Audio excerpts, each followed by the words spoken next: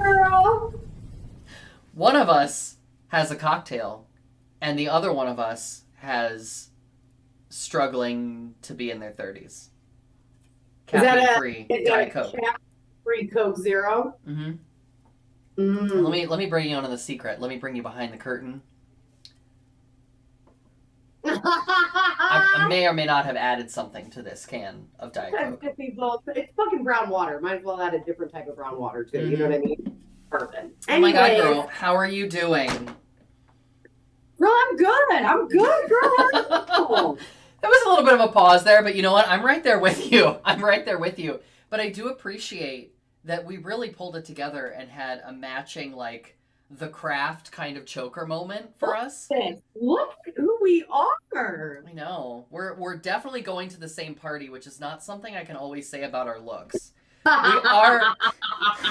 I want to be clear. We are always going to the same party. We just don't normally look like it. But sometimes I look like a mother of two, and you look like a hostage negotiator who is with me and is taking me against my will to Home Depot and has my kids hostage. You know what I Oh mean? my It's just god. normal. Girl, not Home Depot. What were we thinking? We gotta go to Lowe's. Girl, I know, right? Yeah, Lowe's we is gotta Lowe's.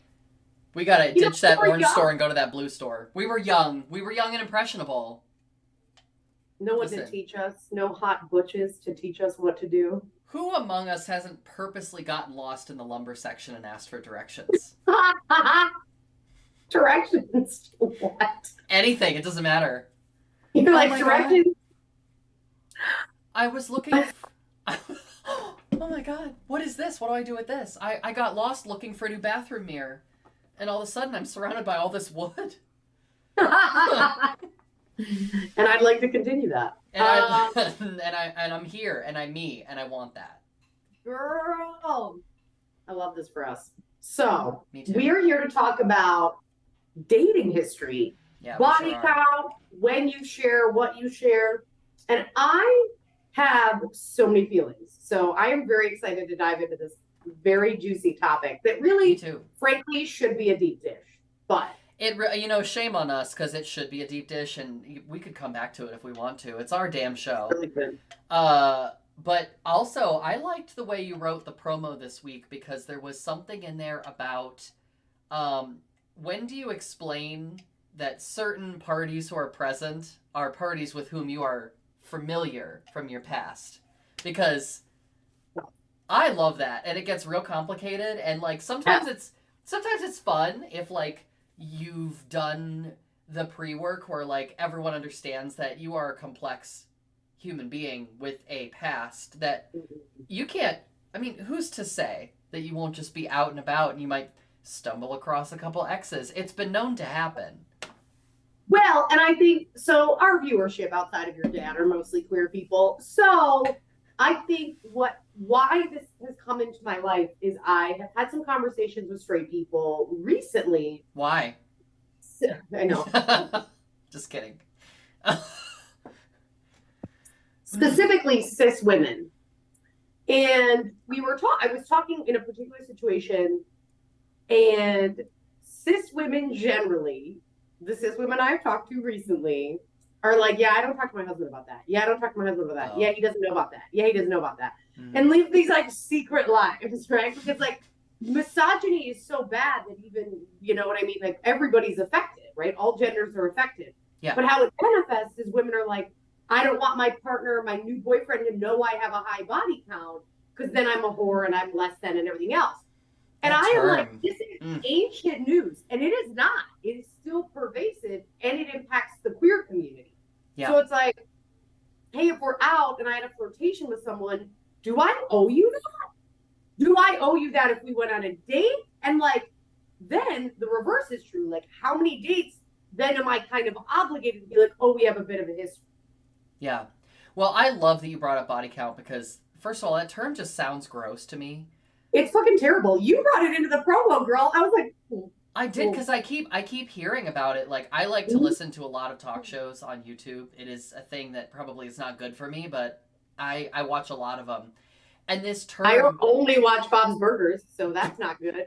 Well, I don't know if it's good. Like, it is interesting, but like, it's not experts in the field, right? These are all opinion pieces on YouTube. But I think it's interesting that in the realm of relationships, especially around straight men, straight identified men, this term keeps coming up. And it's like it's so judgmental to me. It's so terrible. It's just like, yeah, I've like had sexual experiences with people because I'm a consenting adult. And also, like, how do you think, Brooke, I'm sorry, I'm just going to put it right out there. How do you think people get good at sex?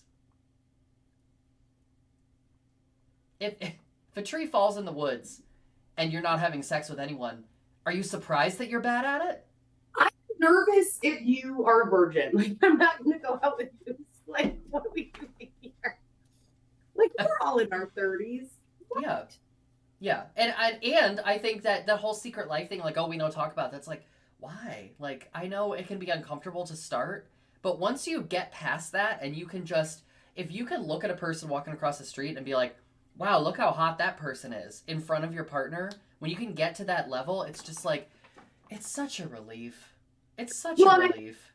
I think that's the right word, because I think it's like, what are you trying, like, all the things you have to fucking hide. All the things you have to fucking hide. Why? Oh, well, that happened before this. And like, I've been with women who are like, oh, yeah. Yeah. And I'm like, he's in the fucking room. Is he a child? And it's right. And we know because we've been on the other side of that, right? Like, I think you and I both have been in relationships early on in our life where, you know, we were still feeling it out for ourselves. Like, what does responsible disclosure look like in a relationship? Right. Especially when it's new and you're figuring out what someone's comfort level and boundaries are with certain things and they're getting used to yours. Like, I remember relationships earlier on in my life where I was like, maybe we'll talk about that like someday. You know what I mean? Yeah. Well, and also, like, breaking news, it's nobody's fucking business. Truly. So, like, even as we talk about the liberation of it, it is nobody's business. Okay? That's just me. Criminally. I like how you really paused for the truth there. I live. So can I tell you a story from my not so distant past? This from is your like sordid past. From 2 weeks ago. This is probably like 6 or 7 years ago now, but seven. So, remember, like, call back to an earlier dish where I told you that you were doing a show at Dick's Den, and I saw this guy by the bar, and I started talking with him. We were making out, and then I got in his car, and I skipped all the stuff where you disclose that you're trans for your own safety. You got to front load that conversation.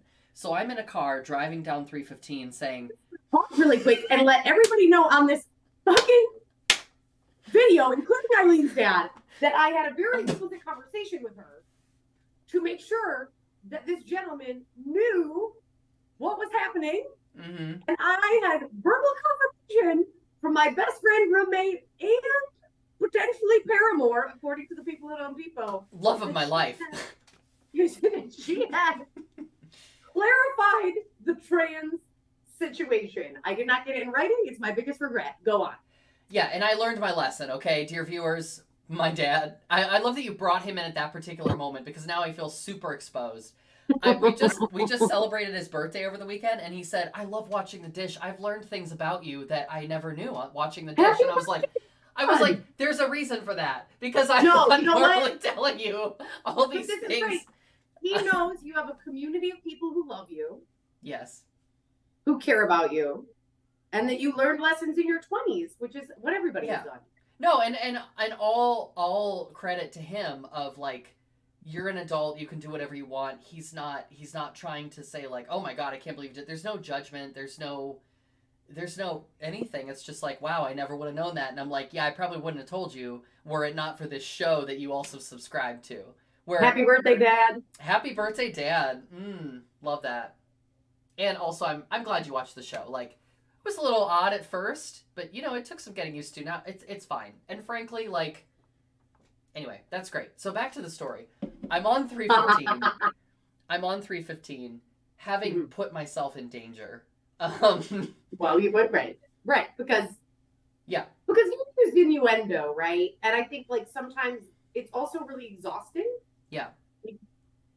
So So anyway, we get through this whole interaction, okay? We go back to his house. I'm worried. I wrap it up early. I'm like, listen, I don't want to do this anymore. I don't feel safe, right? The real issue is I don't feel safe. So, like, let's go and wrap this up and you can take me home, which he did. So, went home, had him drop me off at a place that was not my house, gave him a number that was not mine. Basically was just like, let's just, all of the waspy politeness in me, the conflict avoidance stuff kicked in, and I was like, okay, now we're just an escape artist, right? That's what's happening. We're being safe. We're just being safe. We're being safe. Yeah. So, fast forward to maybe a year and a half after that, and my partner and I go to a little place called the Refectory on Bethel Road. If you know the Refectory, it's a ridiculously overpriced, very bougie French restaurant with no windows in Columbus, Ohio. Escargot, honey. Escargot and Tiffany lamps in the shape of lilies, Escar, you better go. You know what I mean? You should absolutely go. It's really fun. They have live music, blah, blah. It's not a commercial for the Refectory. So we get into... They're not a sponsor. They have not returned our calls. No. And they were welcome to do so, and they dropped the ball. So we're in the dining room, and all of a sudden I look over, and I remember that this person that I had this whole interaction with at Dick's Den was the sommelier at the Refectory. Oh. What was he doing at Dick's Den? Oh, hanging out. I mean, he was like, girl, you know me, he was a guy probably in his 50s. And he was just hanging out, listening to the blues, having a scotch, whatever it is that sommeliers do when they're not working. And, he was this, tall silver fox that was 100% my type. So I was just like, here we are, right? But then fast forward to the fact that it was like, oh, yeah, I sometimes go to this restaurant. So I look across the way, and there's what's his name. And he is, noticing that I'm there. I'm pretty hard to miss. He's noticing them there, but he's intentionally not making eye contact. And then I turned to my partner and I said, hey, see that guy over there? That's the one from Dick's Den I told you about. And there was the joy of bringing my partner into that moment. Yes. And being like, hey, that person over there, that was the one. And then him just being like, oh, well, I guess we better not order the wine. You know what I mean? Just... I guess it's a cocktail night. Yeah, exactly. Exactly. Actually, I believe on that particular evening, we did order wine, and they sent somebody else. Mm-hmm. Which, respectable choice. I wouldn't... Oh, right, because you don't know the situation. He's working. I'm not going to, have him come up and start making fun of him. You know what I mean? I'm not Exactly. And I think, obviously, restaurant and service employees in general are very hyper aware of, we're not going to blow up anybody's spot. You know what I mean? Mm-hmm. Oh, my God. I have a partner who is pretty... How do I put this? Conspicuous in the Midwest. They're in what way?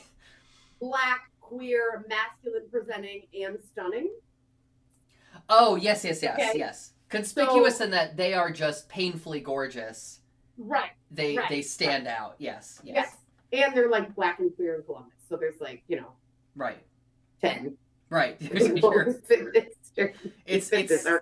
niche in Columbus. It probably shouldn't be, but it's niche. Well, in the Midwest in general, right? It's so segregated. Yeah.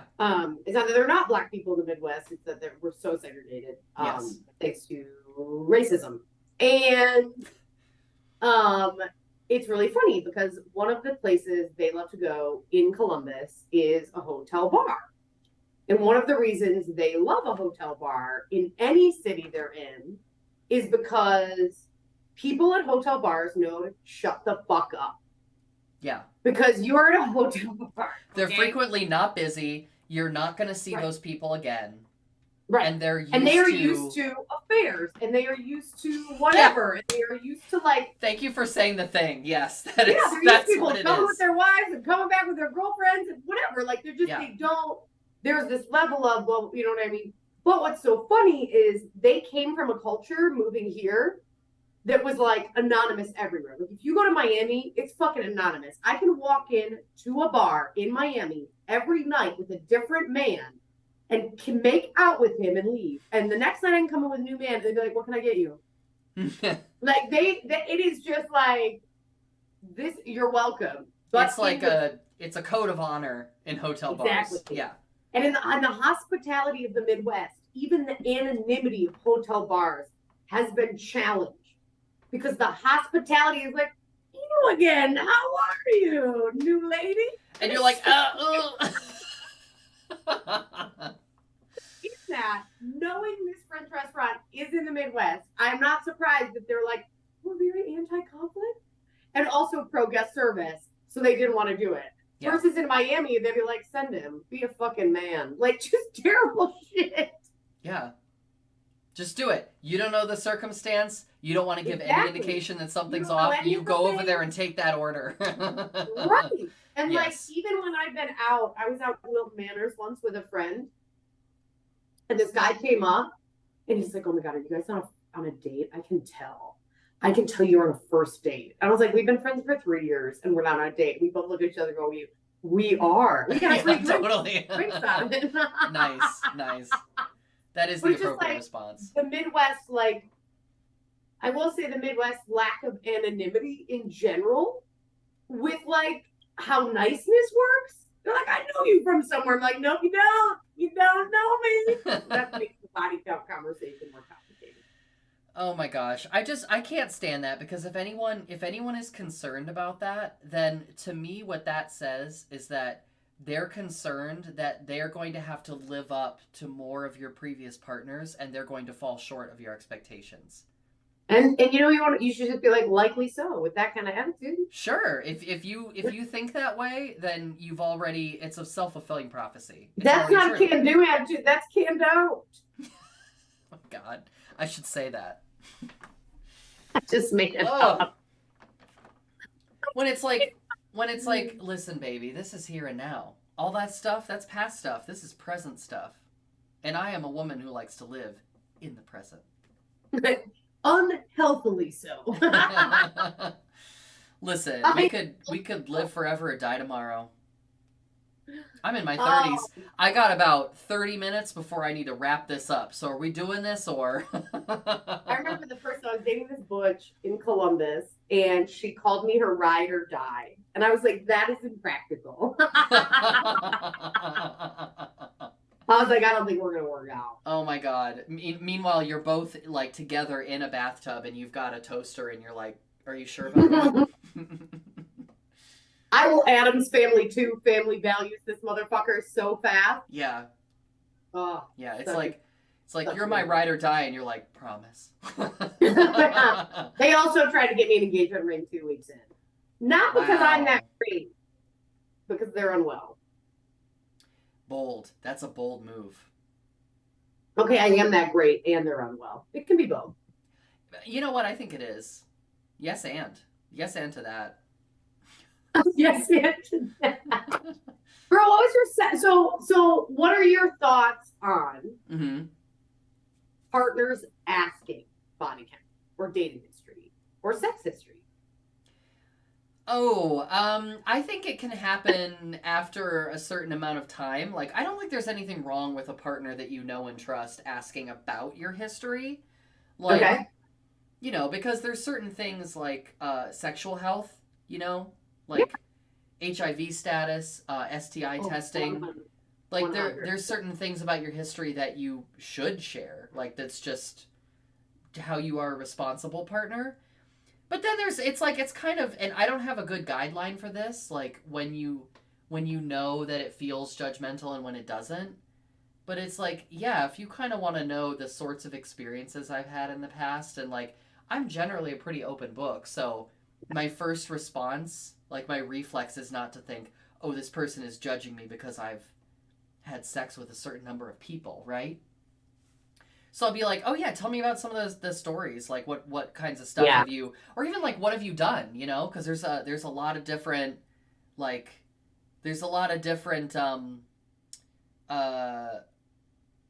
I was going to make some picnic metaphor about sex, and that's stupid.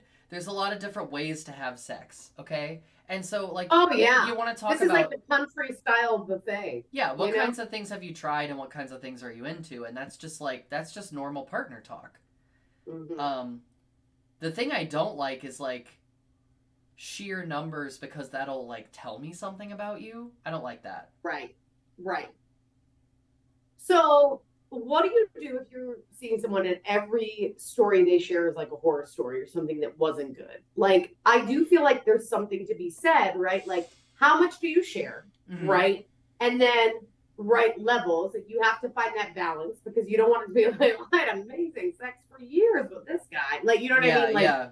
what is the balance there? And also, then when you're learning someone, if every story is a really bad story and like wasn't good, like, do you want to move forward with that? Because then you're just going to be another story in the toolbox, or do you think they're trying to like impress you and put you on a different level? I mean, you brought up a really good point. That is so real when people have nothing but horror stories, and you're like, I don't want to be this person's next horror story. Mm. Like, that's In this economy, you don't know. that's like proceed with caution. You know what I mean? Proceed at your own risk. Um, yeah, this is tough because I feel like I have a lot of thoughts about pretty much whatever topic that we approach on this show. But this is such a like deeply personal thing that you have to figure out with another person that I don't know, I just kind of feel like I know it when I see it. Yeah. But if someone tells me, "Hey, this experience was really bad," my style is to be like, "Well, tell me why it was bad." Because I want to Right. figure out how we can not repeat that. Like, I don't want to put you through that again. So I kind of want to, like, what did you learn from that experience? What did that tell you about what you need from your partner, what you Right. want them to do, or what you don't like? And I think you kind of hit something really interesting because, you know, it's all about intention. Mm-hmm. Even in the conversation about dating history, you know what I mean? Because I'm like, I can feel the energy, like, oh, and oh my God, so many. This is gonna age me, your viewers. So just heads up. Yeah. But this new generation coming up just deletes all their photos of every ex off everything. Oh, I keep everything. And I like, of course, like, don't get me wrong, like I've deleted photos. I'm no, whatever. Sure, of course. But it's also like this clean social media, whatever, that's not real, right? Yeah. So you go to this page, blah, blah, blah. So let's say you go to my page and start dating. You don't see any exes, right? And then we're out and like, oh, that was my ex of 3 years. I would be like, where are they? Like, like, what? You know what I mean? Yeah. I think that's happening in this next generation where they're like, delete, delete, delete. And I don't know if it's because of like social media and the ability to delete, but I think there's something about queer community where it's like, we can't fucking delete. There's 10 of us. Yeah, right. Like, you know what I mean? I think I've made this joke before. What are we going to do? Not go to Slammers? Oh my God, we should go to Slammers. Actually, that's a great idea. But yeah, you know what I mean? Like, yeah. It's almost like, I don't know, I was talking with another straight person, a straight woman, and I was like, queer identity frees you in so many ways because, oh man, I'm getting like really emotional about it, but like, I have woken up in the morning and said, I don't know if my parents are going to love me when they hear this news.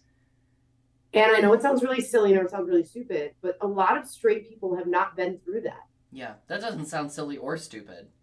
Right, but what happens when you wake up and you go, my family may not accept me, and there's a lot of reasons for. I'm sure a lot of people can relate to that. Yeah. But I'm like, what happens with queerness and transness is then you are like flipped on your fucking head about everything, and you have to pick up the pieces and go, what do I want to keep? What do I want to throw out? What do I want to light on fire with kerosene and burn to the fucking ground? Yeah. And it's just not something that happens in straight communities. And it fucking should. We should all get up one day and question everything we know and be like, what should I keep? What should I get rid of? You know what I mean? And I think I don't know, I've been hanging out with a lot of straight people. I don't have a lot of friends in Florida. I have one friend and they've been on a cruise because they got a job on a cruise line, and now I have no friends. But I'm like, Lost that's another friend to a cruise line. fucking tell me about it. But that's the gift of queerness to me, because I do feel like oftentimes I meet straight cis women and they're kind of trapped in this. I had this whole life before, and now I'm this mom and I'm this wife and I'm this. And I'm like, be all of it. Yeah. So much about queer identity is living off script. Because there's not a script, there's not a roadmap for, certainly not for doing this. Maybe I should write a book. You should write a book. I like living off script. That's kind of fun. But and you'd be like doing a fan kick on the cover. Yeah, on the dust cover about the author, and it's me doing a fan kick. It's me in a chorus line from 2006 in a high school musical production. Yeah. Oh my God, who were you? No, I wasn't actually in a chorus line. I was in Anything Goes. Oh, were you a chorus boy? No, I was Sir Evelyn. Jesus Christ. Yeah. I mean, is there any other character I would play in that show? Let's be real. That's fair. So anyway, what was I saying? Oh, living off script and like constructing your identity based on your history and what do you keep, what do you burn to the ground. When I said earlier that I keep everything, I don't have a lot of pictures of partners on social media, so that's different. Like, I really only have pictures with my current partner on social media. But if I have pictures of them or like pictures on my phone, like that I've taken, I keep all of that because I don't feel the need to cut that. Like, some people delete all that stuff. You know what I mean? No. I'm not scorched earth. I'm like, that was a part of my life. It's kind of how I feel about my former identity or a former instantiation of my identity. It's like, that's still me. It's still a part of me. I don't want to like disavow that because it's disavowing a part of myself. So I kind of feel the same way about pictures. It's like, yeah, hold on to that. There are some pictures that I don't keep on my phone anymore.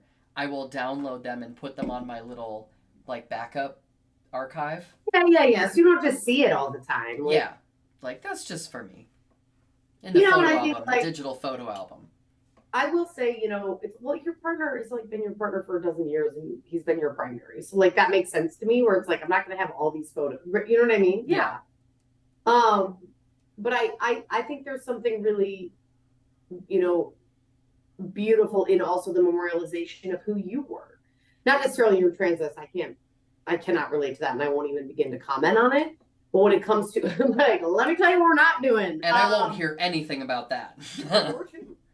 But when it comes to relationships, it's like sometimes I look back and I'm like, wow, I learned so much from that person. And I'm so grateful for that person.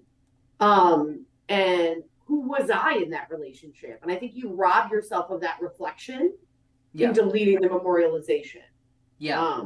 Though that sounded real Elliot Page. And by the way, unpopular, but very fucking brave. I read Elliot Page's memoir and I hated it. You told me that, which was very shocking. I haven't read it, but like, it's, you know what? It is possible for someone to like be a great actor and play a lot of like insightful, relatable roles while also not having a very insightful, relatable lived experience. And that's okay. I still support his journey, like even if he wrote a bad book. Absolutely, but I can't. You know what it is? It's also like he obviously had a ghostwriter.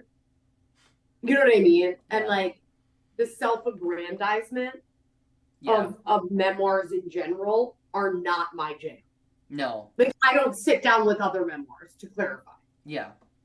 I mean, I love self-deprecating comedy. I think it's my favorite kind because it's laughing through the darkness, which is something that ContraPoints has done a great video about years ago. It's like we have to make fun of the pain of living because that's what makes it bearable. And then also like it's the self-aggrandizement. It's like, don't tell me how amazing you are. Tell me about how like things were difficult and you like got through it and you like, I don't know, you didn't take life too seriously. That's the inspiring thing to me. Yeah, I think it was just like really hard because it was like, I just shot another film and then I cried for 3 weeks and Drew Barrymore picked me up from a party. Like, it's just not, like, I think it's fine and it's his struggle, but I think what happened in the book is I think he was trying to make more out of it than it was. Mm. You know what I mean? And then, like, Like, Yeah. there was a whole chapter about how he like tried a fresh vegetable for the first time and then cried. And I was like, oh man, I can't. Anyways, we are at time. That sounds thank like God. Gigi Gorgeous going to Walmart, or like, oh my God, never been to Walmart. Or like when the royal family did a documentary about like how relatable they are, and it showed them like having a barbecue at one of their castles, and it's just like, I think this had the opposite effect. Like, You're doing it wrong. yeah. Anyways, speaking of doing it wrong, Yeah. couldn't do it. Thanks for tuning in. Oh, girl, I love this show, and I love you. And Girl, I love you. I love you, choker. oh, thank you. She's giving, isn't she? It Well, was listen bad. up. If you want to hear more sordid chestnuts from our checkered past, you can tune in next week for Covered Dish, because we don't have anything else going on. So Bye. love to see it. Bye. That's a weird way to end that. I like that.